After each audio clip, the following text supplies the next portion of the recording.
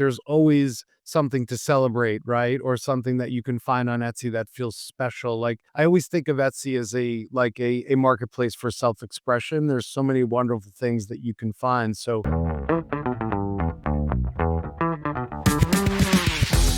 Hey Monty, welcome to the show. How are you? good. How are you, Alessandro? Thank you so much for having me. Absolutely. Today is going to be an interesting one, especially because we are, I mean, now that we're recording around, all the holidays, and we know how, there is this blend between creators and selling and creating things that are not only online, but physical, and both of them sometimes, right? And people wanted to buy directly from creators. So it's going to be absolutely an interesting episode. Before we get in, as you might know, we do this thing with our guests. It is called the map, right? To learn a bit more about them. And it's basically divided in three main areas. There is the mission. What do you want to achieve, right, with your work? The achievements, any notable milestones, achievements that you are very proud, could be in your career, your life, or both. And the last one is the purpose. So why do you do what you do? I love this framing, by the way. It's such a great way to get to know Thank you. people. So for a mission, since I do lead brand advertising, influencer, and social marketing for Etsy, I would say my mission is the same as Etsy's, which is to keep commerce human. So, like we do that through our marketplace, but also through our marketing. We use a lot of human storytelling since the sellers are the foundation of Etsy and what makes it special. In terms of achievements, I would say personally, of course, it's my two lovely daughters, Ellie and Margot, ages 10 and 7. There's nothing I love more than watching them grow and explore the world around them with curiosity and creativity. And then professionally, I would say my best achievement is getting to lead the team I lead now. We've built a full funnel influencer and social marketing team, but also a content studio to support all of that work. So we've brought together different parts of the organization at one purpose. And like I said, of telling that human story, which is amazing. And the content studio is something we founded ourselves. So getting to work with those folks every day is probably my favorite achievement. And then in terms of purpose, I think as I had alluded to earlier, like I get energized by creativity and curiosity. So like, that can be nurturing my kids in that space or working with the team and helping people to discover the creativity of Etsy sellers. Because they're more than businesses. So many of our sellers are actually a business of one, so their parents, teachers, students, sons, daughters, they all have a story. And being able to tell that story to help them be successful is super rewarding. I love my job and it's meaningful work and that's ultimately in service of creativity. And you mentioned full funnel, right? So we know that in the past years we moved from this very, fractional type of situation where you saw something from a creator and then there was not a link working well, or maybe there was in an embedded browser. Then you went on, like, it was very chaotic, and that fraction brings friction, right? And the friction doesn't help for the funnel, because then you have kind of abandonment. You have like people that maybe start the process of, oh, this is interesting, but I will do it another time because I don't have my car with me. But now, with TikTok Shop and many other, like, social media platforms that are helping that, right? They're going into that full funnel. So let's explore a bit more, when we say this idea of the full funnel, right? The commerce ecosystem. How does it work, like, for you these days? You said that you're building all of that. Can we go more in detail, like from the, let's say, the start to the end? Yeah, I mean, the funny thing is, right, we always talk about the funnel, which we still use that framework. We still use it in a lot of our work, but in many ways, the funnel has collapsed, or they call it a loop. You go in and out, but at the same time, I think social media offers us the opportunity to go right from discovery to conversion, right? You sort of can skip all of those steps, or like I do, sometimes you become distracted. You put your phone down, you go back, you come back, you get reminded, you get retargeted, and then you come back and rediscover what you're originally looking at. I mean, I think still like, thinking about it in that framework is super helpful, right? So we leverage the upper funnel, for cultural relevance and for, brand consideration, and then mid funnel more for like interest based. So exploring and expanding category considerations of what you can find on Etsy. And then with lower funnel is obviously performance driven, right? So leading to those conversion and sales. And I think influencers and creators are so effective for brands, right? At the end of the day, it is a tactic, that's been used for many years, word of mouth advertising, celebrity endorsements. But I think social media and the connection that it creates and the intimacy that it creates, has really changed things, but also become a really good lever for brands to use. And like I was saying earlier, I mean, the nature of shopping itself has transformed so much, right? Social media is becoming less social, right? It's less about the people in your network and more about, it's basically an algorithm driven like entertainment and just like and discovery engine, right? So, we're discovering things, we're engaging with it. And often this leads us to put brands and and creators into the mix. And also, as I was mentioning, that behavior is like nonlinear, right? You can jump the funnel, you can skip back, you can come back up, but that journey is continuous. That and speed as well, right? The whole journey that used to take, you'd have to see a TV ad and then go to a store and maybe come back, and that's really just changed it in that within seconds I've discovered a brand and made a purchase, which is really great. But I think creators and influencers really, bring a unique element to the table as like a tool for marketing, right? Because, it's that human piece that's so authentic and unique. They bring something that I think a brand itself could not bring to the table, right? That and so much of what we experience and what we consume is based on identity, right? I'm a father. I enjoy bird watching. I also have many music interests. So all of those things give me a place to discover and engage with content based on those interests. That and also trust. We know that as a result of the expertise in those communities, so many people often trust things that they see from creators they follow or even just UGC, sometimes more than people in their direct network, right? Because they may know more about something than somebody that I know, right? Or be more of a deeper expert or share an interest that I share that creates that affinity that makes them like an authentic and trusted voice, within my community, which obviously extends to online.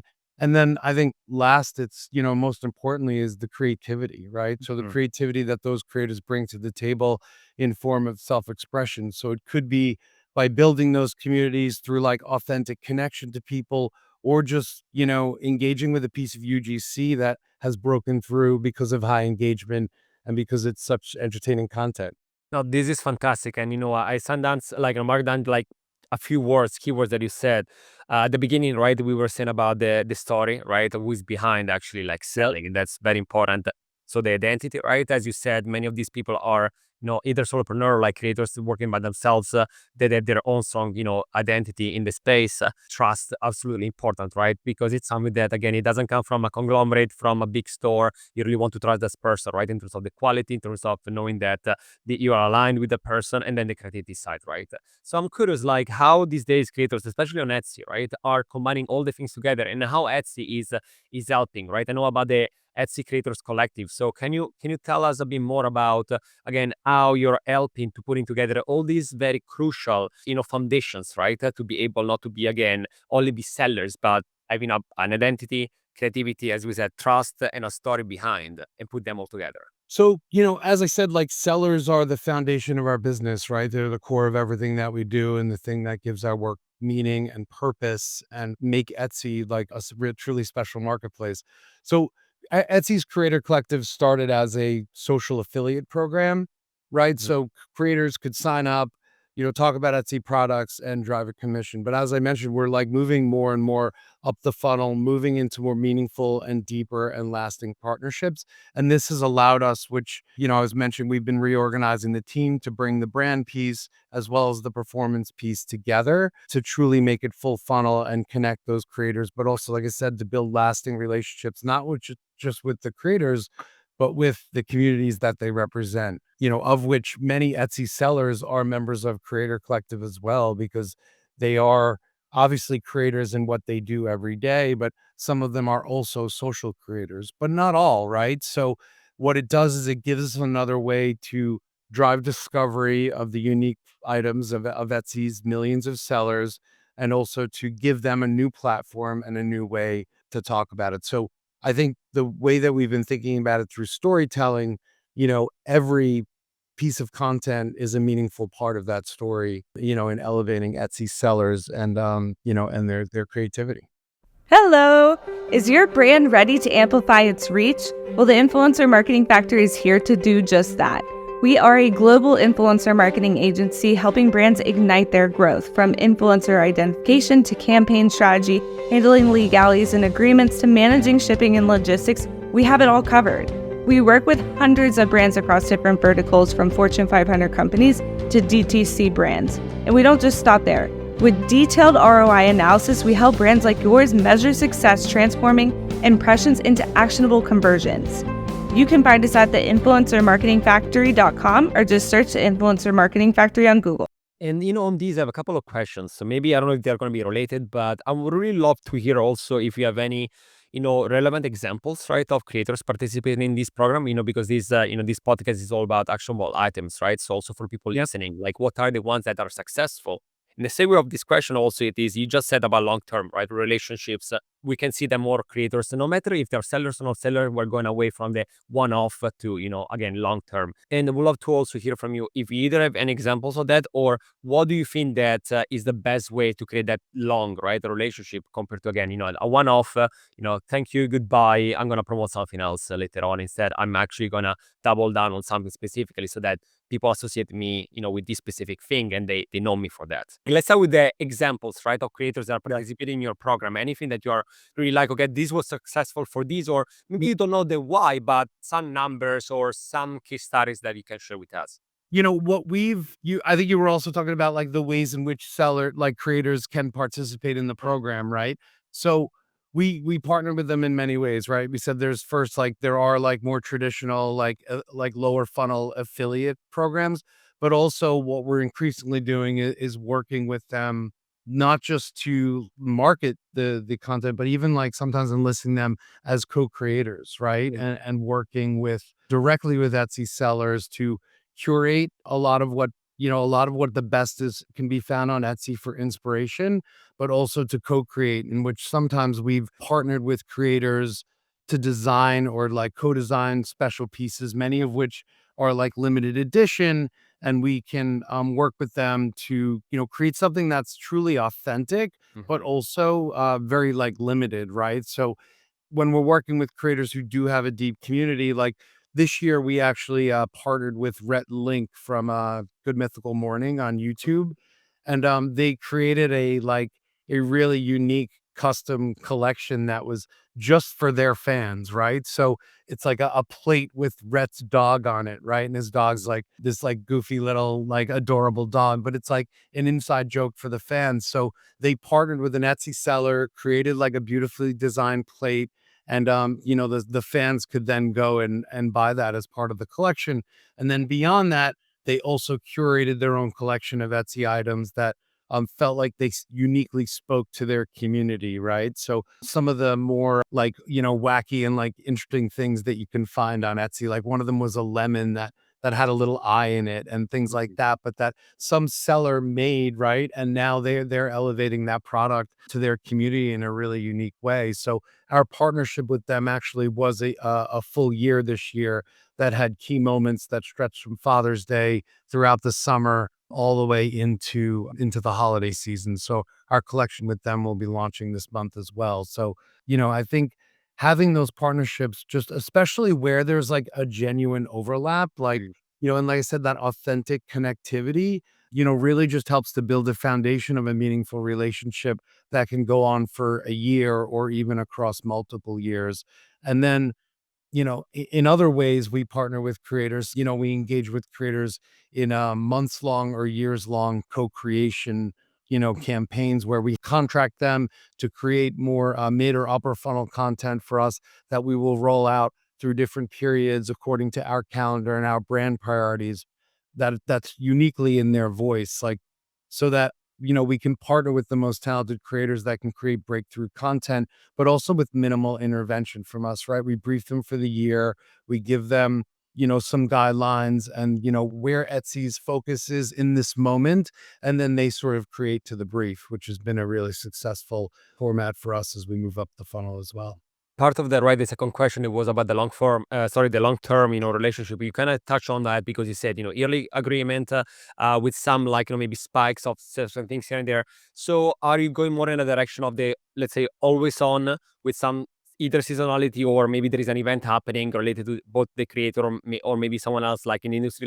Like I'm curious again to see if you're noticing more going in that direction where there is always an idea of, this co-creation that being always on with maybe again something specific, or it's still more either seasonal or event based for the majority of creators, and they still have to go in the, let's say, always on mode. No, I mean, I would say it's a little bit of both, right? We leverage the creators in the way that's most authentic to their voice, right? So I imagine like especially for us, right? There's always something to celebrate, right? Or something that you can find on Etsy that feels special. Like Mhm. I always think of Etsy as a marketplace for self-expression. There's so many wonderful things that you can find. So working with creators according to our calendar, but also just setting them free to find and discover the things that are unique to them on Etsy, is a big part of those collaborations. And still in the co-creation, how do you make it successful? Because, many times, right, there is this thing that, as you said before, you want that is still, authentic, and it's still something that comes from, the person, right, with their story behind and everything. But now you're co-creating, right? So I'm also curious, right? Where should you say no to something or say yes, I trust you on that? Like, what is the split, right? Because the co-creation is a great concept, right? But I'm curious to see that again. Have you identified a formula for creators to do it in a smooth way without getting any hiccups or roadblocks during that? Like, is there a framework that you maybe, to facilitate that, or is still in process and each person is different when it comes to co-creation? Yeah, well, I mean, I would say the best way that we do that is by trying to support the creators, right? Mm. As I said, Etsy's a marketplace with tens of millions of items, right? 8 million sellers. What we can bring to the table is helping to curate the best of Etsy sometimes to give them things to choose from, right? Or in the case where we are doing a partnership, helping to find the right seller to pair them with, right? So what we bring to the table is knowing our marketplace, knowing the inventory. But even that I mean, isn't even always the model. Sometimes, the creators really like to roll up their sleeves and get into Etsy and, go down a wormhole. We actually worked with last year, we worked with Casey Musgraves when she launched her new album. And sort of the way that we partnered with her was that, the collaboration with Etsy was an extension of the album launch. And one of the pieces of that was a curated collection of items from Etsy. So we pulled a lot of items for her to choose from. And Casey actually went and took the time and went into Etsy and found tons of items that we didn't even know were there or hadn't discovered that were such a great fit for the aesthetic and the inspiration for the album that it really elevated the whole collection and the experience. And along with that, we paired her with a New York-based charm seller to release a limited edition line of charms that launched with the album as well. It was sort of a creative extension of the album itself, which was great. But like I said, some folks like to, have a little curation done for them, but many of them like to go out and discover on their own. And a lot of times in our partnerships, they will find things on Etsy that they want to do. But I think where we can be helpful is just being there for support to help them to sort of take a lot of the friction out of the work and out of the discovery. So it's always a partnership every step of the way. And for 2026, are you thinking to either double down on certain areas? Like, are you noticing there is something that, you're very excited that you want to help creators and sellers even more? Like, I'm curious to see, like, if everything is now smooth, or if you think there are some things that might be better, or overall, maybe it's something that is already working well, but could be always working better. And that for 2026, you have certain plans. My team's focus for 2026 is discovery, right? So it's being everywhere that we know that shoppers are discovering, right? And that's not just social channels, that could be anywhere they are, right? Anywhere they're showing up. So we just actually launched a YouTube affiliate program this year, which has been super exciting. So we're seeing a lot of great momentum there. This year we started actually also some early collaborations with people on Substack, which has been really great, right? That's a perfect platform for Etsy, right? It's niche creators, right? who are curating and have like a deeply engaged audience in a specific focus area, right? So if you have a newsletter about, home furnishings, right? It's a great place for Etsy to partner with Etsy and help to discover things that are truly unique, but also made by real people, right? And I think we've discovered that are so many folks already doing that.